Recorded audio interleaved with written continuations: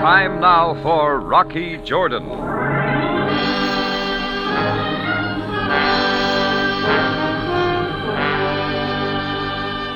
Things had been dull around the tambourine until I got that invitation to the tent of a desert sheik. And it was a great party. The host was fine, the food was fine. And there was a dancing girl. She was fine, too. But I shouldn't have puffed on that Egyptian water pipe. 2 whiffs of that, and everything went up in smoke.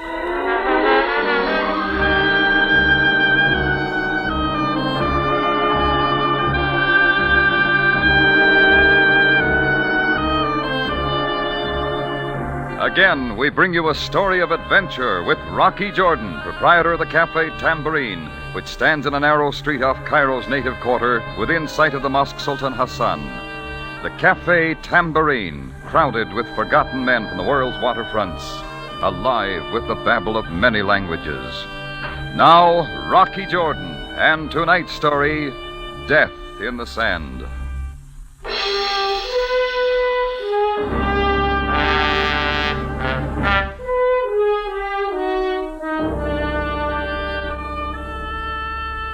It was all quite a setup. Rocky Jordan, the guest of honor of Sheik Abas Ali, at his caravan tent on the desert. But I didn't like the way the festivities ended up, with 2 wild tribesmen accompanied by a blonde named Diana Carrington dragging me into Cairo police headquarters on a charge of murder. I guess it all started early that afternoon. I was sitting at a back table in my cafe when a little fellow in native dress came shuffling my way. Effendi, you are Rocky Jordan. Who'd you expect, the Sphinx? I am Ishmi, Effendi. I am a sand diviner. I'll take it somewhere else, Ishmi. Try some of the tourists up front. They'll bite. Wait, Mr. Jordan, one moment. Your future came to me as I was reading the sand. Tells of strange things for you, Effendi. Yeah? Like what? I will read the sand for you, Mr. Jordan. It reveals all, the past, present, and future. First, the pure white cloth on the table. Look, why not just skip the hocus-pocus and get to the point? And now on to the cloth, sand of the Sahara, from my diviner's pouch. You're going to have to clean that up, you know. Now I take the sand so in my fingers. I let it rain down between my fingers so. The mystic sand. All right, just keep it out of my coffee. Esma, I see it again. A letter. That's standard. This letter is to Mr. Rocky Jordan. It is you. You are this man.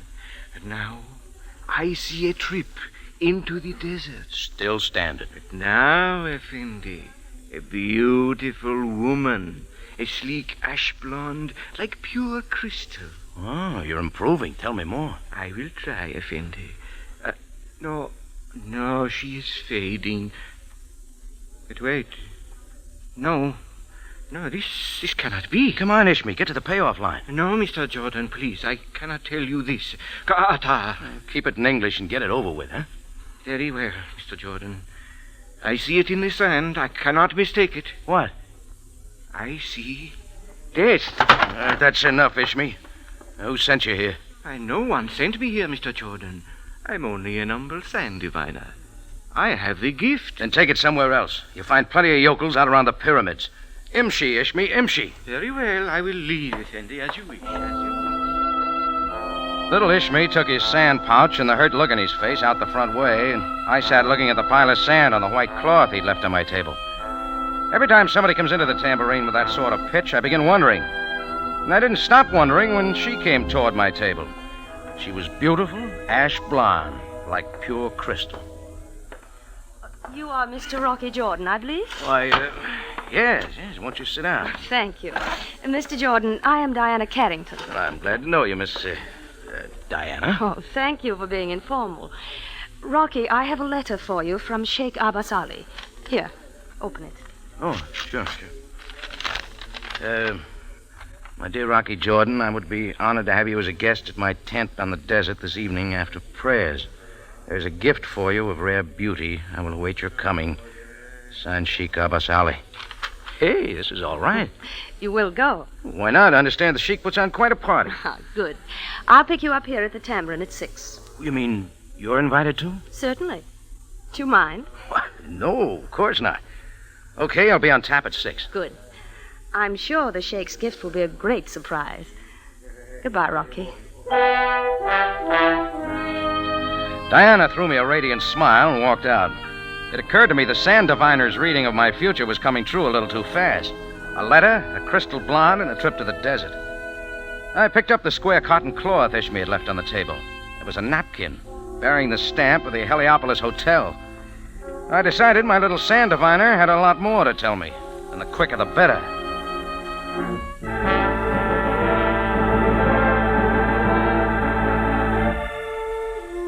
The Oasis room of the Heliopolis Hotel is fixed up like a Hollywood B-picture set. Papier-mâché palms, an oasis made of blue glass with some sand in it. I went in and sat down. Ishmi sat at a table across the room reading the sand for a couple of goggle-eyed tourists. He saw me, jumped, and looked quickly away. And my vision was suddenly blocked by a menu the size of a Sunday newspaper. On the front cover was the picture of one of the handsomest Arabians I'd ever seen. Your service, monsieur? Oh, I didn't bring my glasses. Oh, then may I suggest our specialty? Rice of the Nile, exotic nuts of Arabia, spices from India, blended into a dish fit for a pharaoh's taste. Bring me a plate of ham and eggs. As you wish, monsieur. And send that sand diviner over to my table. I'm worried about my future. At once, monsieur. The waiter stepped over to Ishmi and whispered something in his ear, but Ishmi stayed put. I waited. I finally caught his eye and beckoned to him. Instead of coming over, he turned and disappeared down a hallway, so I got up and followed. When I reached the hall, Ishmi was gone. There were several doors, and I chose the one marked manager. Seated behind a mahogany desk was the handsome Arab whose picture I'd seen on the menu. The picture didn't do him justice. He was clean-shaven, in perfect British dress. As he stood up, he towered over me. May I help you, sir? Why, you the manager? That is correct. I am Master Symbol. Oh, I'm Rocky Jordan, Café Tambourine. I am delighted to meet you, Mr. Jordan. Please be seated. No, thanks. Looking for a little guy named Ishmi. Oh, our sand diviner. You will find him in the Oasis room. Not anymore. He's avoiding me like my creditors. I don't like it. That is indeed strange, Mr. Jordan. Ishmi has been in my employ for 6 years. He is my finest attraction. Well, then maybe you can explain what he was doing at my cafe this afternoon. I am sure I do not know. I didn't mind so much his scattering sand all over my place, but he predicted my future a little too accurately. Oh, that is understandable. Ishmi is the finest sand diviner in all Cairo. He has the gift. Don't tell me you think he's on the level. Most certainly. He reads the sand for me often. Ishmi has never failed to predict the future. Huh? Well, thanks. Sorry for busting in, Mr. Symbol. No offense, sir. Well, as your people say, may your mother give you many brothers. Oh, so kind of you. But one brother was plenty. Even then, she could not tell us apart. Well, I'd love to hear about it sometime. Now I will find Ishmi for you. No, thanks, friend. I wouldn't want to offend such a remarkable gift. Asa Symbol's eyes narrowed for a second, then he smiled and bowed graciously as I got out. A cover-up if I ever saw one. By now, a herd of elephants couldn't have kept me away from the Sheik's tent. So I was waiting that evening when Diana drove up in her little Austin 7. We crossed the English bridge, honked a couple of dogs out of the way, and roared out past Giza.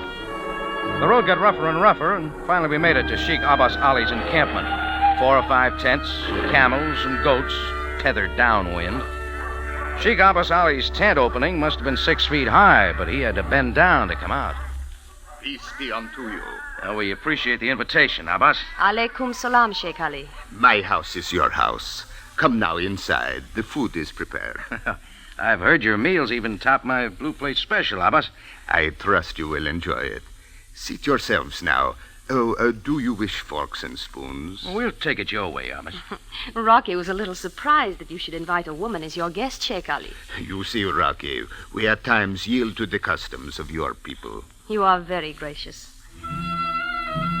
We all said Bismillah, then the Sheik gave us kush-kush and watched us burn our fingers eating it.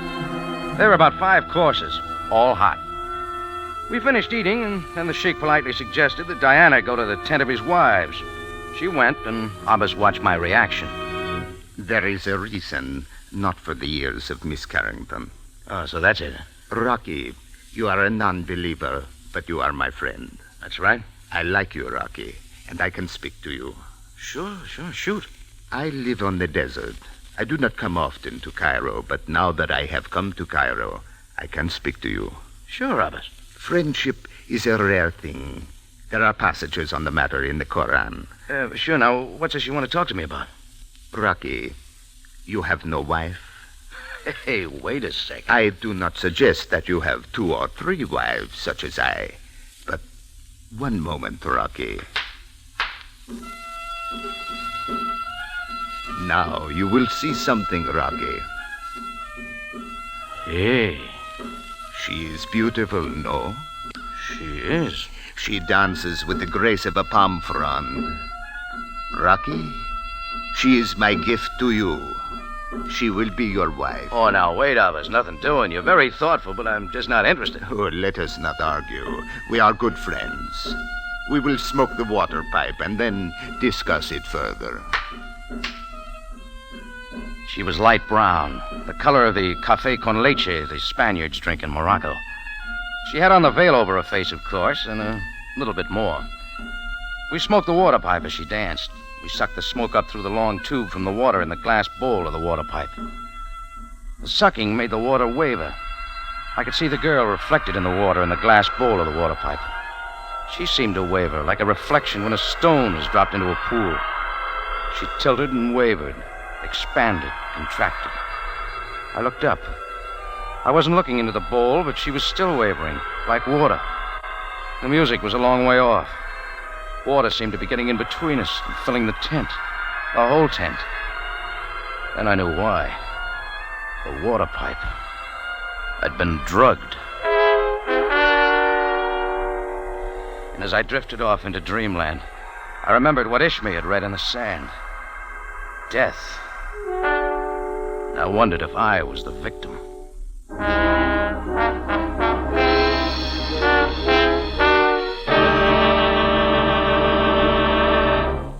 Rocky Jordan returns in just a moment.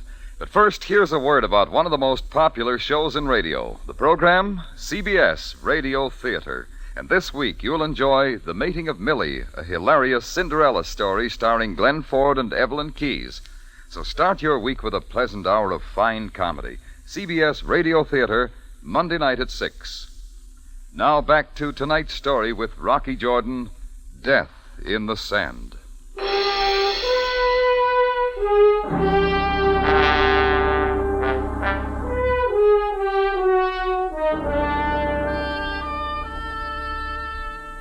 As I said, Ishmael, the sand diviner's predictions about my future were coming true a little too fast, including a beautiful blonde, a letter, and a trip to the desert. I checked on Ishmael with his employer, Asa Symbol, at the Heliopolis Hotel, but didn't get any satisfaction. That evening, the blonde named Diana Carrington and I went to the desert tent of Sheik Abas Ali. I smoked a water pipe and curtains. I don't know how long I was out, maybe half an hour. Then my senses slowly returned. Through the haze, and then more clearly, I saw Sheik Abas Ali still seated across from me, the water pipe still in his mouth. The music had stopped, and the dancing girl was gone. Sheik Abbas didn't move. His chin rested on his beard. I spoke. He didn't answer. I got to my feet and moved over to him. I reached out and touched him. Then stiffly, grotesquely, he toppled over. I bent over him, and a sickening smell like ether almost sent me spiraling off again. I heard the rustle of the tent flap and turned. It was Diana. Rocky, I think it's about time we told Sheik Ali... Why, what's the matter? Sheik Ali... Better not touch him, Diana. He's dead. Dead? Rocky, what did you do to him? Why did you do it, Rocky? I was drugged, that water pipe. You were here with him every minute. You killed him. Why should I kill him? Somebody must have drugged us both. Samak! Diana, what are you doing? Paula! You get those wild tribesmen in here. Samak, hurry! I want Miss Diana. Both of you, look at your chief.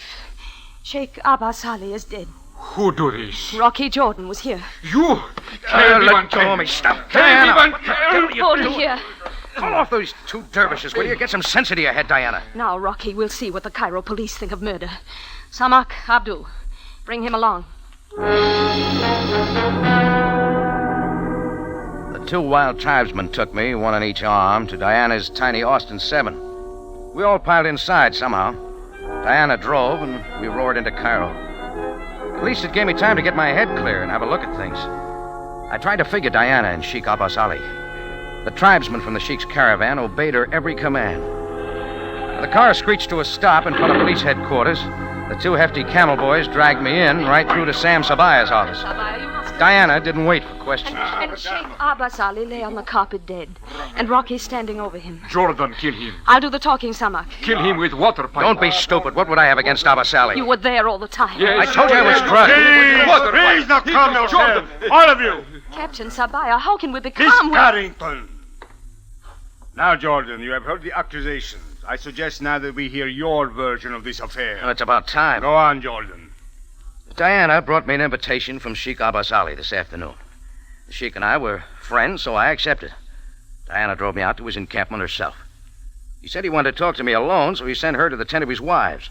Then a girl danced for us. We smoked a water pipe, and I passed out.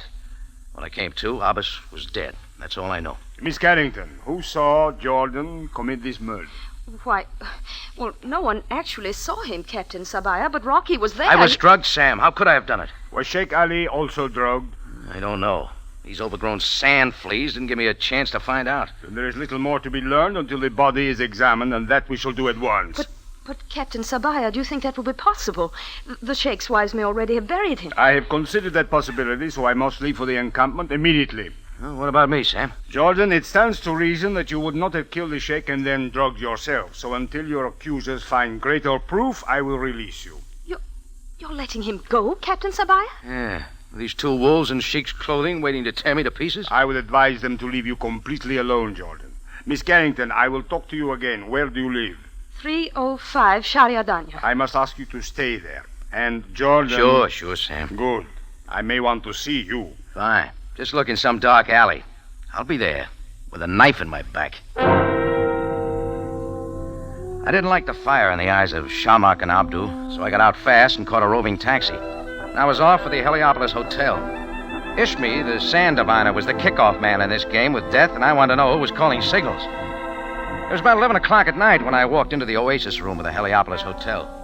Little Ishmi was still missing, so I scouted the dining room and the lobby, then I went back to the manager's office. The door was open, but the office was empty. Something caught my eye. In the center of the desk was a white cotton cloth, and sand was scattered all over everything. I picked up the cloth, began looking around.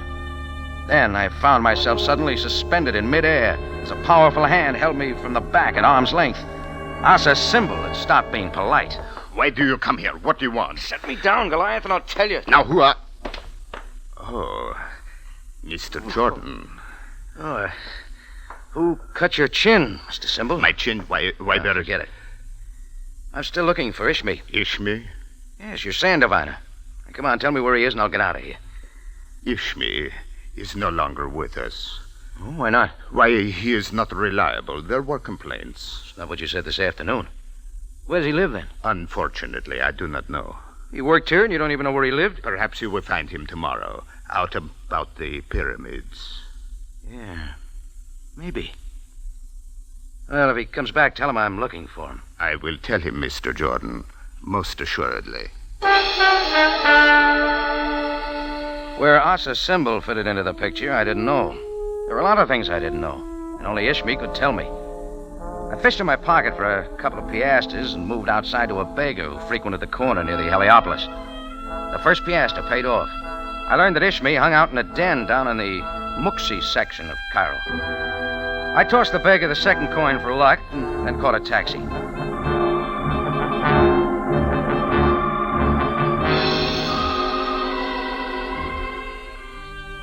Compared to Ishmi's hangout, my Café Tambourine is as sedate as the tea room of the YWCA. Ishmi was there. Mr. Jordan. Sit right where you are, Ishmi, and get out the sandbag. I am in no mood to read this sand. For 6 years I have faithfully served as a symbol. Now he discharges me. Yes, I know.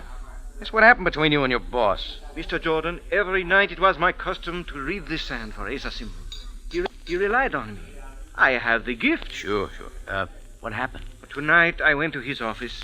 I was ready with the sand when he came in. His actions were unspeakable. Why? Not simply because of my confession, but what happened this afternoon. You mean when you came to the Café Tambourine? Yes. I have the gift, Effendi. But when this man offered me 2 Egyptian pounds to tell you those things, I could not refuse. I confessed all this to as a symbol. Wait a minute. Who sent you to the tambourine? Sheik Abas Ali. He paid you to read my future? Oh, yes, but I told you only what he instructed. I did not read it in the sand, Effendi. Did Abbas Ali tell you to leave that Heliopolis hotel napkin on my table? No, Mr. Jordan. That was my mistake. Yeah. You bungled the job, Ishmi. I am most furious man, Mr. Jordan. Look, if you please. This menu I brought with me from the Oasis room. Read what he says about me. Heliopolis proudly presents Cairo's foremost occult specialist, Ishmi, the sand diviner, with the personal endorsement and affection of Asa Symbol. You see? Now he throws me out, like a rat into the desert. I am most angry. Yeah. Who's Diana Carrington, Ishmi? I know I have no such person. Besides, I have other... I must go. Stay right here, Ishmi. Let go of my arm, Mr. Jordan. Let go. Oh, the police that scared you, huh? Hello, Sam. Hello, Jordan. I see you found him for me. Captain Sabaya, meet Ishmi, Cairo's foremost occult specialist. Please, I am only an humble sand diviner. Yes, of course. I only wish to ask you your purpose in visiting the Café Tambourine this afternoon. Yeah. Tell Sam what you just told me, Ishmi. But I told this man nothing, Captain Sabaya. Hey, wait a minute. About the visit, Ishmi. I was not at the Café Tambourine. Jordan, what does this mean? He's lying to you, Sam. I know nothing. This man just now came to my table, but I was in no mood to read this. Oh, you little... Wait a minute, come back here. Let him go, Jordan. Sam, you get away. He's got plenty to tell you. Sit down, Jordan. I will find him when I need him again. I don't figure you. Jordan, why did you not tell me that Diana Carrington was Sheik Abas Ali's wife? Say that again, Sam. Diana Carrington is the wife of Sheik Abas Ali. How's that possible? Apparently, the Sheikh did not always stick to his caravan. And also, you did not tell me that Diana was once a dancer in Casablanca. I didn't know, Sam, believe me. Listen, did you check Sheik Ali's body? It is gone. There is no trace of it or his caravan, and I do not fancy digging up the entire Sahara Desert to find him. But it doesn't... Wait a minute. Hold everything, Sam. Supposing that wasn't Sheik Abbas at all. Just a dummy. Jordan, I have talked with both tribesmen who brought you in. They say it was the Sheikh. Well, don't believe them. And at the moment, I am not inclined to believe anyone. You going someplace, Sam? Yes, it is very late. I would advise you to get some sleep, Jordan. Why? For you, tomorrow may be a very busy day.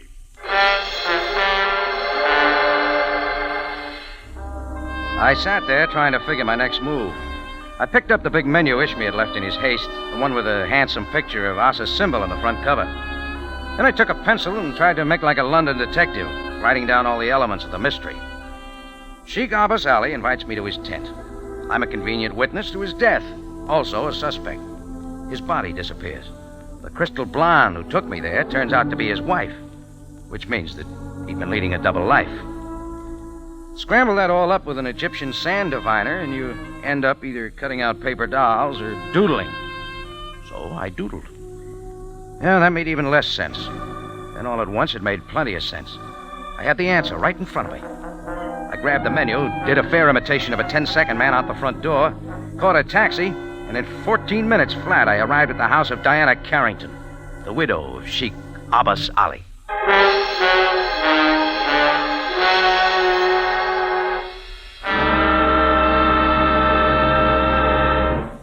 Rocky Jordan continues after this brief announcement. Following the Monday night radio theater program, you'll want to stay tuned to CBS for My Friend Irma, one of radio's foremost laugh shows. So after radio theater, stay on for My Friend Irma at 7 Monday night.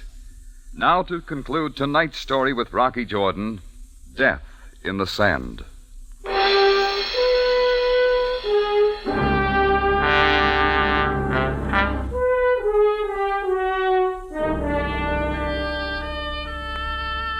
Diana had given Sam Sabaya her address at headquarters, and I remembered it. 305 Danya, in the foreign colony. Well, quite a layout for the wife of devout wanderer of the desert. By rights, I should have gone right to Captain Sabaya, the Cairo police, but this was too good. I wanted to see Diana. Why, Rocky. Hello, Mrs. Abbas Ali. All right. You know. You killed my husband. Let's talk about it. No, Rocky, not here. Sure. Well, maybe you'd like to call your two sand fleas in again. They're gone. What are you doing here? Looking for your husband. He's dead and buried, thanks to you. It's a fine act, Diana. Now go into your dance for me, minus the veil and the grease paint. Why, That was a great show, Diana.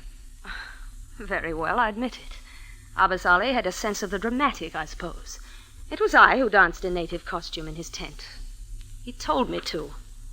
Keep going. That's all. I returned to the tent, and he was dead. You had killed him. Now listen to my story, Diana. Stop me if I'm wrong. Better get out of here, Rocky. Now till I show you this menu with a picture of Asa's symbol. Does it look familiar? Why, I'm quite a doodler, Diana. I drew a beard on him. All right, have a look. It's not George Bernard Shaw. What's all this nonsense? With a beard, Asa's symbol is a perfect double for Sheik Abas Ali. All right, what about it? Asa's symbol told me he had a twin brother. Was it Sheik Abas Ali? Why, what difference does it make? I thought so. While Asa's symbol became wealthy here in Cairo, Abas Ali lived out in the desert with his caravan. He chose that life. But Abas Ali started slipping when he met you. After he married you, you had to find a way to support you. He loved me. Sure. So you both dreamed up the whole idea. I was to witness the death of Abas Ali, then he'd disappear. Only it wasn't Abas Ali. But you saw him. And I might have been fooled. I should have known when I bent over him and smelled the ether. The ether from the spirit gum that held on his false beard. You'd better forget it, Rocky. All Abas Ali had to do was shave off his beard, put on his brother's clothes, and suddenly he's the wealthiest Mr. Asa symbol, and nobody's the wiser. Abbas, he knows. I should have been smarter. I was standing with my back to the hall drapes. A hand reached through from behind and again held me in midair. It set me down and turned me around, but this time it didn't let go. Now, Rocky Jordan. Oh, you nicked your chin with that razor, Abbas. Diana, you will leave the room. Do it quickly, Abbas. Go at once. Hurry, Abbas. Hurry. More dramatics, Sheik Abas Ali. Death is not for the eyes of a woman, Rocky. You got plans? Rocky, you were my friend. Yeah. I liked you, Rocky. Take off the record. I've heard it before. Friendship is a rare thing. It is regrettable that it must end. No, I don't like it either. Listen, Abbas. Asa's symbol is dead and buried in the desert. Phony beard and all, huh? He will never be found. And neither will you. That's the way it is? Yes, Rocky, my friend. Okay. Then we might as well make it interesting. I suddenly jerked myself away from him, made for the door. He was big, but he was fast behind me like a panther. I had hold of the door latch, and I came up with both feet. Bounced off the big Bedouin like a rubber ball. His huge hand caught me across the face. I landed head first in a pile of chairs and mirrors. I swung a chair from the floor and caught his shins. Kill, Bill, kill! He lunged, kicking. I took the first one in the ribs, rolled away, and was up again. But only for a second. The next time I came up slowly, ready for anything. He stood there looking at me in surprise. Then he took 2 steps, sagged, and dropped hard on his back like a spread eagle.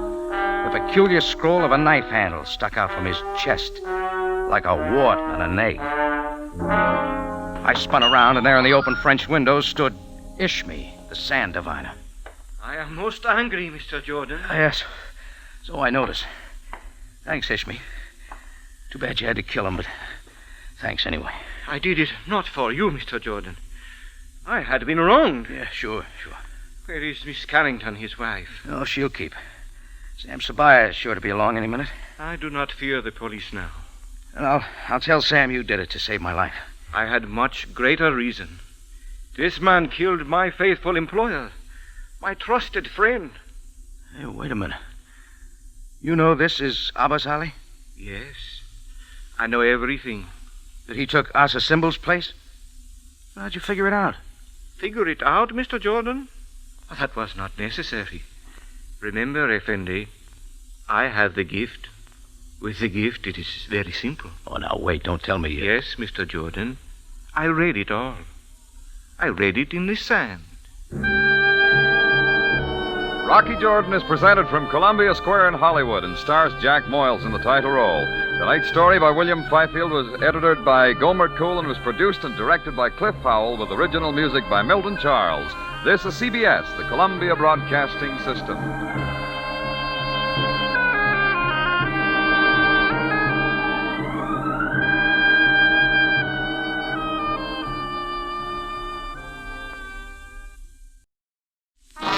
Time now for Rocky Jordan. Every once in a while, a dame walks into your life. You never know when she's going to show or how, but all of a sudden she's there. That life of yours that went so straight before begins to wheel and turn like a racing car with a bad tire. Well, one moved into my life not so long ago. She brought with her a nice pair of legs and warm lips and dark eyes that held a story. But she brought something else. A couple of dead men.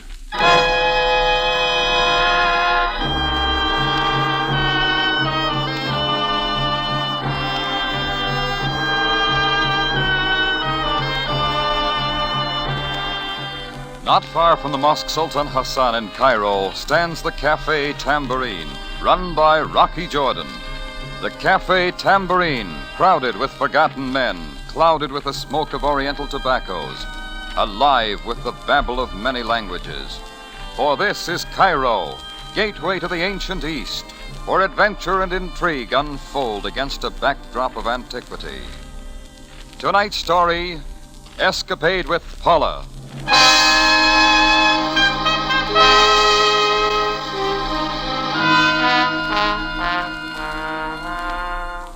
It was a hot night. The desert air had moved in on Cairo and hung heavily over the city like garlic over a chef's salad. The fans were working hard trying to throw a breeze, but getting nothing. A couple of people were working on cold beer, and a red-headed member of His Majesty's Navy sat in the corner up to his eyeballs in hard liquor. He'd wandered in looking for salt water and got into a mix-up with a bottle of gin. By 1:30, all the customers had gone except the sailor. I decided to throw an early latch on the front door. So I had Chris help me lift him and walk him out. All right, Chris, easy with him. Yeah. Come on, Red, wake up time. Rocky, I want you to know this is the best brewing cafe in the world. Yeah, sure. I've seen them all. Hong Kong, Calcutta, Marseille. That's the best brewing cafe in the I'll world. walk him down the street a little, Chris, till he gets his underpinnings. All right, Rocky. And go on home. I'll lock up. Right. Come on, Red. Yeah. I saw Rocky. I see you there. I was at again, boy.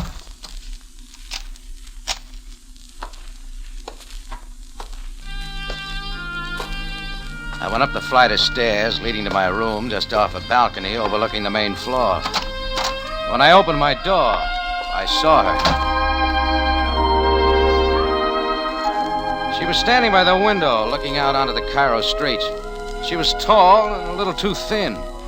She turned when she heard me come in, and the light from the street lamps caught her face. It was white, accented by a pair of dark eyes and topped off with a flock of black hair. It figured she'd make someone a swell birthday present. Mr. Jordan, What's the matter, lady? Get lost? I've been waiting for you. Well, you got the wrong place. The Café Tambourine? That's downstairs. I thought it would be better up here. I don't remember giving out with an invite. You did not? Maybe you better pick up your heels and move out the way you come in. Mr. Jordan, I came up here earlier in the evening when no one was looking. I've been waiting for you ever since. The least you could do is listen to me. Yeah, all right. Who are you? May I have a cigarette first? Sure. Thank you. All right, let's have it. My name is Paula Dupré. I'm new to Cairo. Well, lots of people are. I've come here for something important. Everybody comes to Cairo for something important, or else to get away from something important. I'm looking for somebody. There's nobody here. He's my husband. What's the matter? You walk out one day for a loaf of bread? Something like that. He disappeared a little while ago. Well, why come to me? Because they say you know Cairo like nobody else. The police station is close. They're not interested. There's always your consul. They are not interested either. What makes you think I'd be? I think I can make you interested. How? I pay if you help me to find him. How much? £20. You see my face lighting up? I'll double it. No sale. How much do you want? Sorry, lady, I'm not missing persons. Mr. Jordan, I've got to have somebody's help. You are the Who'd only you one talk to at police headquarters? Well, What about the consul? Well, you see... All right. I did not go to them. I could not. I have to find him this way. Why? I cannot tell you. Now, what say you go now, Miss Dupré? All right. Mr. Jordan, I won't beg. But I'm at the Hotel Sinbad. You might change your mind. Maybe, if you learn how to tell the truth. Goodbye. Oh, just a minute, lady. You always carry a gun? What do you mean? Next time, don't put it in a cloth bag. It shows. I walked her downstairs and opened the front door. She started down the street with a slow, easy walk. I looked after her, trying to figure it. That's when I saw something else. A black Fiat pulled away from the curb and started after her. She turned the corner, and so did the Fiat. And I knew right then and there that wasn't the last I was to see of Paula Dupre.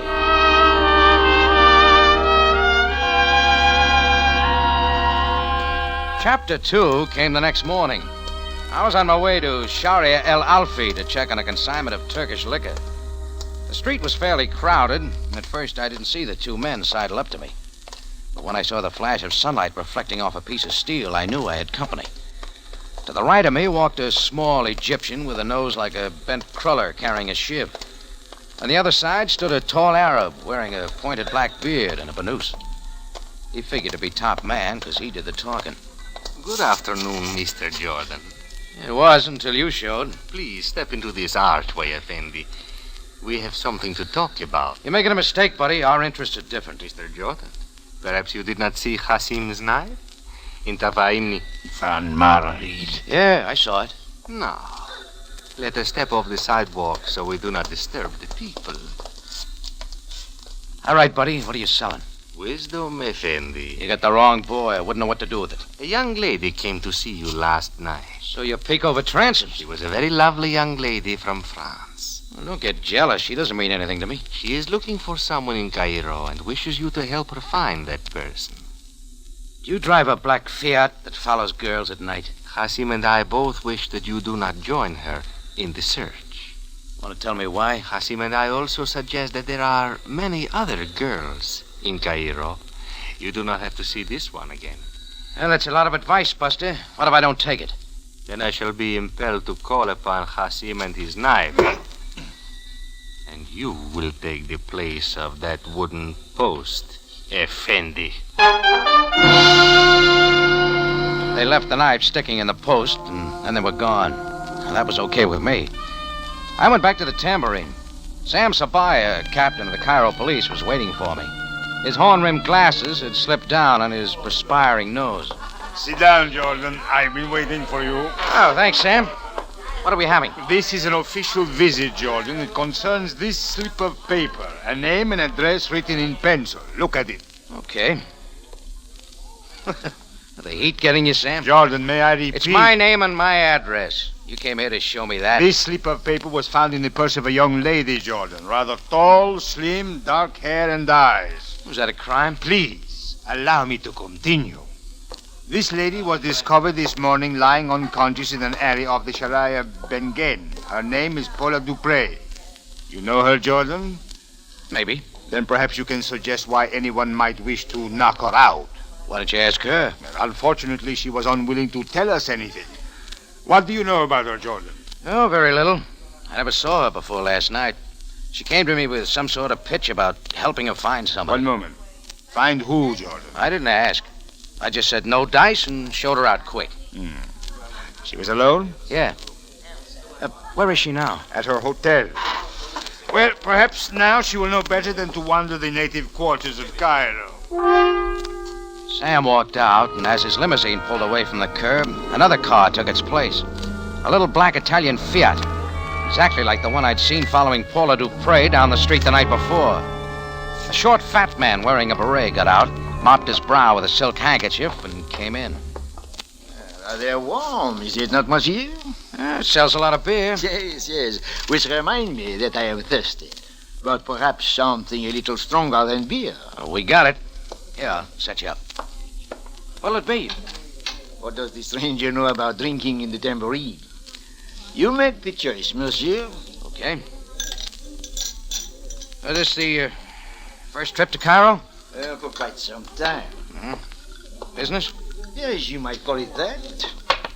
Yeah, try that. Pleasure. Excellent, mon ami. Life for you, monsieur, must be quite simple. You have a nice cafe, and all you must do is see to it that it is in order. Sure.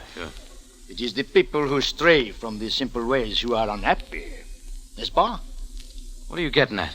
I'm trying to tell you in my clumsy way, mon ami, that you should confine all of your activities to the cafe business. A most delicious drink. What do you put in it? Portuguese rum and coconut juice. I will remember that. Now it's my turn for the questions. At your service, monsieur. Why are you following Paula Dupré? Why does any man follow a pretty girl? Somebody followed her to slug her. Say something about that. C'est difficile de le savoir. Why? Suddenly, I have lost command of the English language. Bonjour, mon ami. You'd thought a lot of representatives from my insurance company were running around loose in Cairo. Everybody was interested in my health. Well, guys don't shove you around in the street, and fat men don't tell you to go the other way without piquing a little interest. So I went over to the Hotel Sinbad to see Paula Dupré. The place was a 3-story white affair, all equipped with balconies hanging over the edge of the Nile. Paula Dupré's apartment turned out to be 308, and I rang her bell. Like a dame, she kept me waiting. When she opened the door, she wasn't surprised to see me. She looked as good in the late afternoon as she did at night. I'm glad you came so soon, Mr. Jordan. Won't you come in? Thanks. Sam Sabaya, the Cairo police, told me what happened. Are you all right? Yes. Thank you for asking. You shouldn't walk around the Cairo streets alone at night. I would enjoy company. What were you doing over on Sharia Bengen? Looking? Why there? The last letter I got from Michelle came from a boarding house with a Bengain address. You know, a lot of people seem to think I ought to keep away from you and stick to my cafe business. What do you think? You know a tall Egyptian with a hook-nosed sidekick who carries a knife? No. What about a porky Frenchman who drives a Fiat? He has been following me. I do not know who he is. How about clearing up a few things for me, huh? Very well. My husband is a deserter from the army. He came to Cairo to hide out. Go on. We had a code arranged. He wrote me letters every 2 weeks. Suddenly, the letters stopped. I came to see if something might have happened to him. Like what? You know Cairo better than I. How far south on Sharia Bengen did he live? Past the old Rasmus Tower. It's not a very nice neighborhood. Yes, I found that out. But you can see why I cannot go to my consul or to the police. I have to find Michel myself. Why find him at all? What do you mean? You don't love him. If you did, you'd have been hiding out with him. So why are you looking for him? He's my husband. One looks for one's husband. All right, I'll give you a hand. I'll pay you whatever you ask. Within reason, of course. Well, we'll talk about that later. I'll give you a picture of him. Okay. Mr. Jordan. It is almost supper time. We could have it here. I'll make some sandwiches and we open a bottle of wine, huh? All right, lady. You got yourself a boy.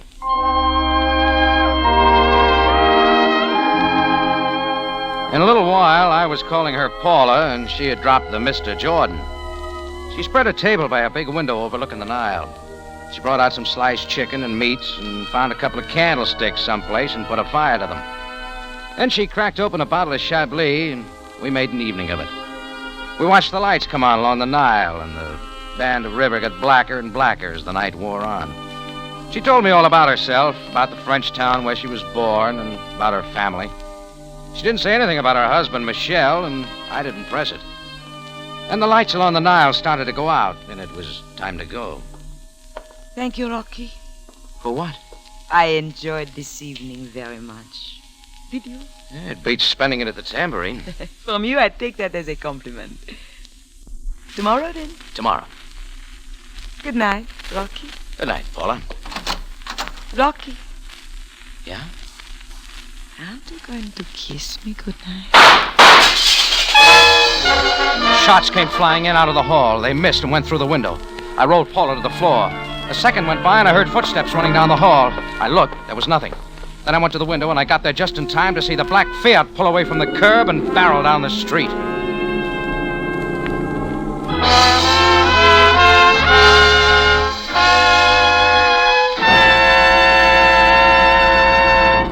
You are listening to Escapade with Paula, tonight's adventure with Rocky Jordan. Monday night at 6, CBS Radio Theater will present The Velvet Touch, starring Rosalind Russell and Sidney Greenstreet. Don't miss this hour-long version of The Velvet Touch at 6 Monday night. And after Radio Theater, you'll want to laugh with My Friend Irma. But more about that later.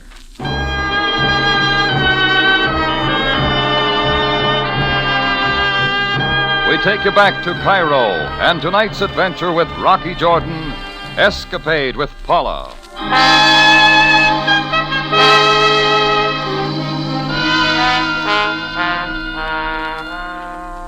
It all began when a girl named Paula Dupre asked me to find her husband.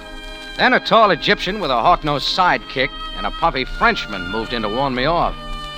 Paula proved a little more intriguing than the scare boys, but when the shots began to fly, she caught a slight case of the shakes. I knew the Hotel Sinbad wasn't the place for her, so I found her some rooms at the Continental and moved out to do a little searching. The Sharia Ben Gen address Paul had given me turned out to be an Egyptian flophouse, a pile of wood so old the termites had given it up.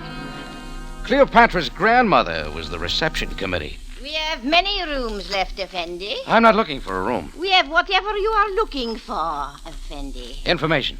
For money, you may have anything. That is the way of the world. A Frenchman named Michel Dupre lived here once. He may have changed his name.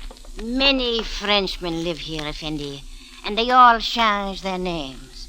That is the way of the world. Well, here's his picture. Ah, a fine-looking man. A rich man, yes? There is a big reward if you find him, and you are willing to pay much for information. £5. Ah, but it is the luck of this old woman to know nothing of the Frenchman. All right, I'll make it £10. My luck is getting worse. I have a one-eyed Greek. Perhaps we could pass him off as the Frenchman. No deal. What do you know about a big Egyptian who walks around with a buddy who's got a nose like a bend in the Nile?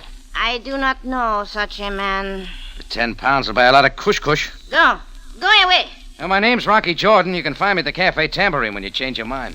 Imshi. Think it over, Grandma. I will think nothing. You want them to find me floating in the Nile with a knife? Find out anything, Jordan? Sam, what are you doing here? Waiting for you. You ought to sleep nights instead of following me around. I would prefer that, Jordan, but I have much to do. We found Miss Dupre in the alley back of the boarding house here. I am investigating. A lot bigger things happen in Cairo than a slugging. You're sure putting in a lot of time on that girl. So are you, Jordan. Come on. Where are we going? My car is right around the corner. Oh, thanks. I'll take a taxi. That is not necessary. We are going to the same place. Oh, where's that? The morgue. I have something to show you.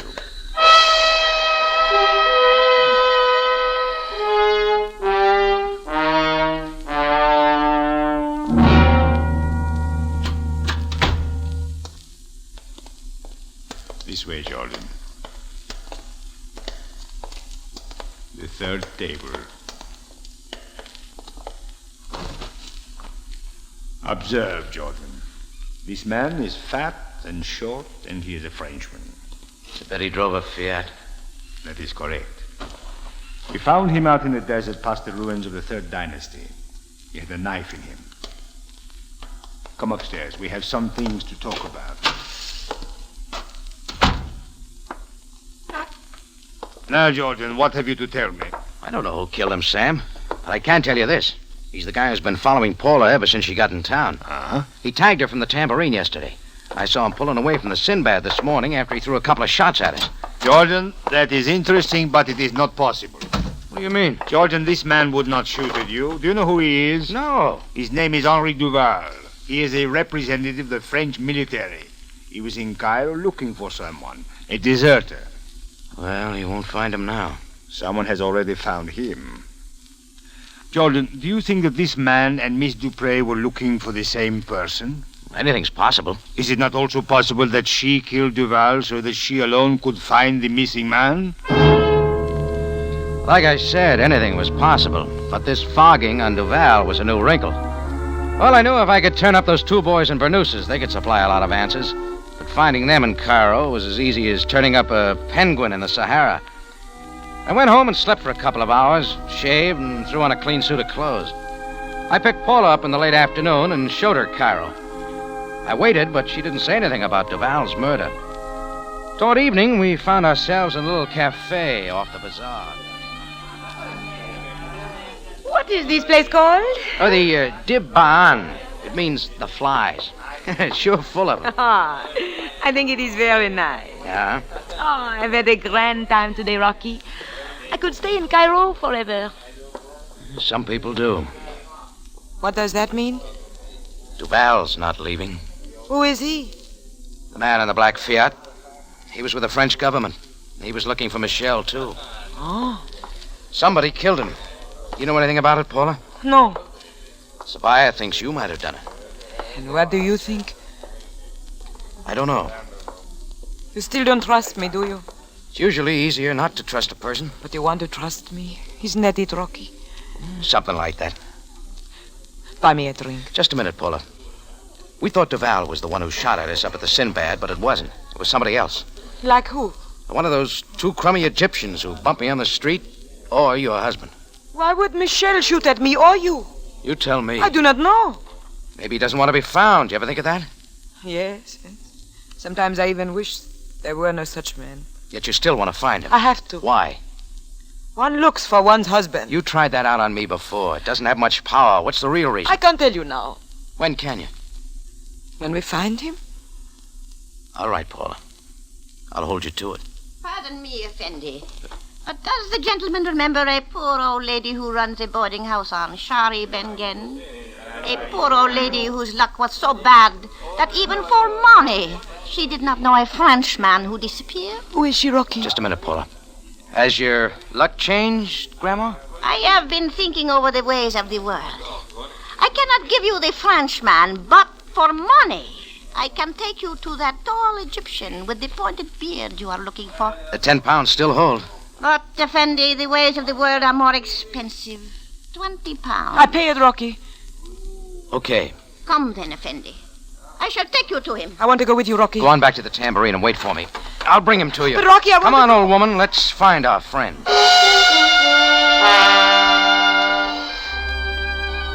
The old woman led me through the bazaar, then away from the crowds, down the winding Sharia Namus. Just where it turned down toward the river, we went into a decaying brownstone house, up a flight of stairs, and down the dingy hallway. Then she suddenly stopped, pointed to a door. There, Effendi! And ran away fast. I raised my hand to knock, then changed my mind and kicked the door open. What is this? He was there, Shabat, a big native with the long burnous and the pointed black beard. He was just shutting a drawer. Rocky George. Hello, Shabat. How did you find me? Usual way. Quite a hangout you got here. I do not know why you came here, but I warn you again, Jordan. Did you warn Henri Duval before you killed him in the desert? This affair is not for you, Jordan. You told me that. Now tell me what's between you and Paula Dupre. Get out of here quickly. Keep out of the drawer, Jordan. Whiskey, Shabat. Well, what's a believer like you doing with alcohol? Oh, you've lived too long. I wasn't set for his swing, and the bottle and I went down. You don't expect an Egyptian to use his fist, but Shabat used them well. I found that out when I came up from the floor. I bounded back and drove for his stomach. Then I went to work in his face. His beard was turning a bright pink when a wild swing caught me flat on the jaw. Before I could shake out the cobwebs, he was on top of me. I yanked his burnous tight around his neck, but his knee came up and everything gave way. We were back on our feet again, slugging it out. Another one in the stomach loosened him up, and then I hit him with all I had. He sprawled back over the table and onto the floor. This time he didn't get up. No, Jordan. It is enough. This is where we begin, Shabat. Come on, get up. What do you want? We're taking a walk to the Café Tambourine. 15 minutes later, we slammed in the alley door of the Tambourine. Paula Dupre was waiting. I pushed him and he slumped into a chair. There he is, Paula. Who is he? Don't you recognize him? He calls himself Shabat, but he's no more Egyptian than I am. Uses his fist too well. Michel. Oui. That's right, Paula. He went native, but he forgot a believer doesn't drink alcohol. I said I would find you, Michel. You needed help. Your friend has brought me here. What now? I'm going to pay you what I owe you. Put that away. Paula, you don't know how to use that. Paula! Her gun spit and 3 slugs plowed their way through Michel. He lurched forward, grabbed a chair, then toppled over like a tent in a windstorm. He was dead by the time he hit my rug. Paula stood over him with a smoking gun in her hand, and her face looked like she was going to break out crying.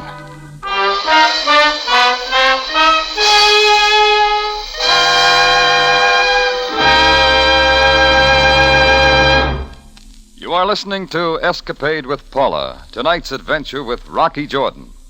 After Radio Theater, Monday night at 6, my friend Irma brings you a new, fresh comedy approach. You'll pity Irma, who gets dumber and funnier each week. You'll sympathize with Jane Stacy, Irma's roommate. My Friend Irma is an hilarious show. Don't miss it. Monday night, following Radio Theater at 7.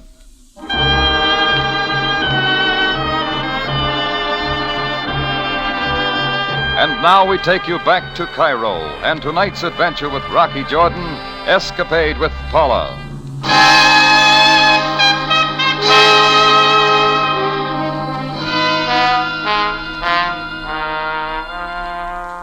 Put the sucker tag on me. Chase all over Cairo for a dame to help her find a man, then find him and bring him back just so she can blow some holes into him. Well, Paula finally turned away from Michelle, and I threw something over him. Then she spoke, and her voice was strange. I wondered and wondered if when the time came I would have the nerve. Well, you can stop wondering. You did a good job on him. Here, give me the gun. Here. This changes a lot of things, does it not? What do you think? Well, I knew it would, but I had to do it. Sure. We had some fine hours together, Rocky, eh? I think I had more fun in those few hours than ever before. Well, you took care of ending it. I guess we could have had a lot more fun. We just met too late. Something like that.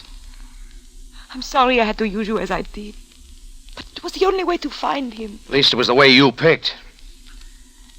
You want to tell me why you did it? He was no good. In what way? In lots of ways, no good. But I owed it to him for what he did to me and to my sister. She lived with us after we got married. She had no other place to go. She was young. She didn't know very much. Michel was my husband, but I guess it didn't mean much to him. She slashed her wrists one day because of what? I see. The law couldn't do anything to him. Her death was a suicide. I had to do it by myself. What now, Rocky? Oh, I don't know. Are you going to turn me in? I haven't worked it out yet. You will not have to work it out, Jordan. I will work it out for you. How long you been there, Sam? Not long enough to prevent the shooting, but long enough to understand what has been done. Miss Dupre, you will please come with me. Sam. Yes, Jordan? Sam, send over some men right away to clean up my place. That I will do, Jordan. Come, Miss Dupre. Goodbye, Rocky. So long, Paula. You think about me a little, huh? Sure. There's a blood spot on my rug to remind me.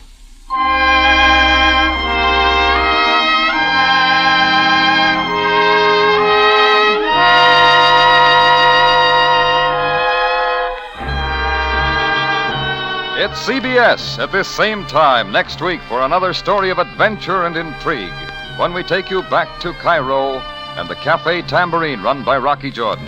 Jack Moyles plays the title role, the story by Larry Roman and Gomer Cool. Rocky Jordan is produced and directed by Cliff Howell with original music by Milton Charles. This is CBS, the Columbia Broadcasting System.